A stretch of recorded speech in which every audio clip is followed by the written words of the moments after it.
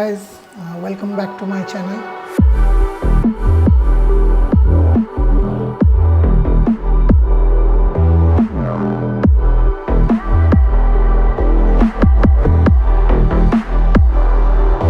तो ये video start करने से पहले मैं आप लोगों को कुछ बताना चाहता हूँ कि मेरे साथ जब ये हुआ तब मैं ऑन रोड था और बाइक रनिंग था, पर मेरे पास कोई मोटो ब्लॉगिंग सेटअप नहीं था। मतलब मैं मोटो ब्लॉगिंग सेटअप लेके नहीं निकला था, मैं कुछ काम से बाहर गया था एक दोस्त को लेकर। तब आते वक्त मेरे साथ ये हादसा हुआ, तो इसलिए मैं कोई लाइव फुटेज रिकॉर्ड नहीं कर पाया हूँ, ताकि बाद में आके मैं सब रिकॉर्ड किया हूँ। और कुछ जगह पे रिकॉर्डिंग में इतना नॉइज़ आ गया है क्योंकि मोबाइल से रिकॉर्ड किया गया है रास्ते में, इसलिए मैं कुछ जगह पे वॉइस ओवर भी कर चुका हूँ। तो आप लोग वीडियो एंजॉय कीजिए। Thank you. मैं यहाँ पे एडिट कर रहा था तो मैंने एक चीज़ नोटिस किया कि आप लोगों को बताना ज़रूरी है कि मैं जब आ रहा था सेक्टर 5 के तरफ से, तो तब मेरे साथ ये हुआ।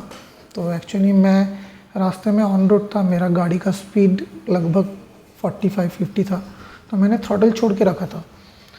तो जब मैं सेक्टर 5 के टनल के सेक्टर 5 को जो मेट्रो स्टेशन का टनल है उसके अंदर से मैं आ रहा था, जब मैं वो टनल क्रॉस किया उसके बाद मैं रास्ते में आया, तब मैंने थ्रॉटल दिया। पहले बार थ्रॉटल फॉल्स हो गया।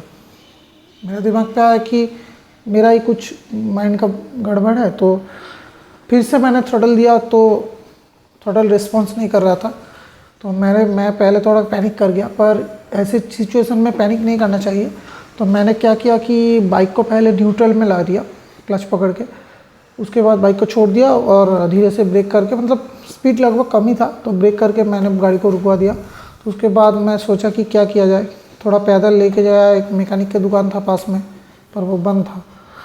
तो मेरा जो घर है, मतलब मैं जहाँ पे रहता हूँ उससे लगभग मेरा जो यहाँ पे हुआ था वो 9 किलोमीटर 10 किलोमीटर का एक था, मतलब रास्ता था, डिस्टेंस था। जो भी मुझे वैसे ही, मतलब पैदल तो नहीं चले जा सकते, गाड़ी का वेट 180 kg के ऊपर है। तो मैंने क्या किया कि एक दोस्त को भी बुलाया था कि टो करके लेके जाएंगे, थोड़ा सा टो भी किया। उसके बाद मेरे दिमाग पे एक बात आया कि जो हम लोग BS6 मतलब जो फ्यूल इंजेक्टेड बाइक हम यूज़ करते हैं उसमें एक फैसिलिटी आता है, फैसिलिटी नहीं कहोगे, मतलब ऐसे सिचुएशन में आपको फैसिलिटी दे सकता है। तो वो क्या है, मैं कैसे बाइक को लेके आया बिना किसी के हेल्प के। तो आप लोग वो वीडियो कंटिन्यू देखो। अगर आप लोगों के साथ किसी भी सिचुएशन पे, अगर टूर पे या फिर बाहर कहीं पे भी हाई रोड पे जहाँ पे सामने मैकेनिक नहीं है, तो आप ऐसे किसी भी BS6 या फिर किसी भी फ्यूल इंजेक्टेड FI इंजन वाला जो भी बाइक्स आता है उसको ऐसे ले जा सकते हो। तो वीडियो को कंटिन्यू करते चलो। गाड़ी अच्छे से, मतलब अच्छे तरीके से, ठीक से, डिसेंट चल रही है 25-26 के स्पीड में, बिना एक्सीलेटर के, बिना थ्रॉटल दिए हुए। जो भी थ्रॉटल FI इंजन से आता है, मतलब स्टार्ट करने के बाद जो भी थ्रॉटल FI इंजन से आता है पूरा उसमें ही चल रहा है, ये देख सकते हो आप लोग। और मैं सिर्फ यहाँ पे क्लच और गियर का, मतलब गियर शिफ्ट कर रहा हूँ। अगर आपके बाइक में 6 गियर है तो 5 तक दीजिए, अगर आपके बाइक में 5 गियर है तो 4 तक दीजिए। अगर आपका FI इंजन हो या फिर BS6 वाला कोई मॉडल हो तो ही ये हो पाएगा, अदरवाइज़ मॉडल पे मेरे को पता नहीं, मैंने एक्सपीरियंस नहीं किया, पर इसमें आप लोग ऐसे कर सकते हो। तो you can see here my accelerator in light, totally damaged.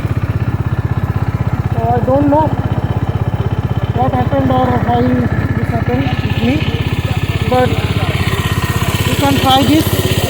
You see the clutch, keep the gear and leave the clutch very carefully, like this. Speed has been automatic input. The bike is stable. Brake, one gear down, like down and up, then leave the clutch slowly leave, not fastly, then bike is shut down. Slowly leave, just leave and see this.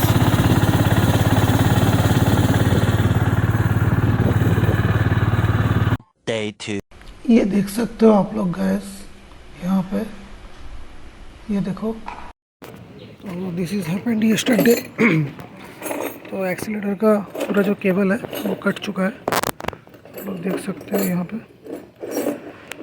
तो अभी बजाज से servicing में मैं phone किया था, तो उन लोगों से वहाँ से टेक्नीशियन को भेजा है,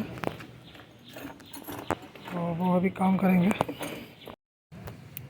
So this is the new accelerator cable wire which is bought from the service center, and अभी भी जो भी काम हो रहा है मेरा सब मेरा कंप्लेन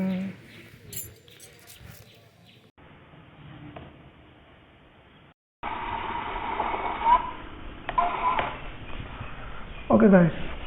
सो इस वाले वीडियो को यहीं तक एंड करते हैं। जो भी हुआ मेरे साथ मैंने आप लोगों से शेयर करने का कोशिश किया, क्योंकि ऐसा कहीं पे भी किसी के साथ हो सकता है। तो आप लोग पैनिक मत कीजिए, आप बाइक को ऐसे ले जा सकते हो। और मेरे जो एक्सीलेटर केबल इंस्टॉल हुआ है वो कंपनी के टेक्नीशियन आके ही किया है, तो इसके वजह से मेरे वारंटी पे कोई क्लेम नहीं आया। और brake pad, accelerator cable, clutch cable, इसमें वारंटी नहीं रहता है, तो ये आपको खुद से ख़रीदना पड़ेगा। पर आप लोग ऐसी सिचुएशन में अगर बाइक को लेके नहीं जा सकते, मूव नहीं कर सकते, तो आप लोग एक काम कर सकते हो कि बजाज का एक टोल फ्री नंबर आता है, उसमें आप लोग सर्विस को लेके ऐसे सिचुएशन पे ऐसे कंप्लेन दे सकते हो जहाँ पे वो लोग आपको असिस्ट करता है। तो आप लोग अगर ऐसे कंप्लेन दोगे तो अगर रीज़न अगर ठीक ठाक दिखाओगे कि मेरा एक्सीलेटर केबल कट चुका है, मैं बाइक को मूव नहीं करवा सकता, कैसे लेकर जाऊँ, तो वहाँ से आप लोग को वो लोग असिस्ट करेंगे। और वहाँ से आप लोग, आपका जो नियरेस्ट सर्विस सेंटर होगा उन लोगों को इन्फॉर्म किया जाएगा, वहाँ से आपको फ़ोन किया जाएगा और टेक्नीशियन भी भेजा जाएगा आपके घर पे। आपको एड्रेस मांगेगा, एड्रेस भी देना पड़ेगा आपको। एंड बस यही तक था ये वीडियो। और एक्सीलेटर का केबल का जो इंस्टॉलेशन वाला वीडियो है वो मैं नेक्स्ट पार्ट में डाल दूँगा। तब तक के लिए till then stay safe, ride safe and peace out.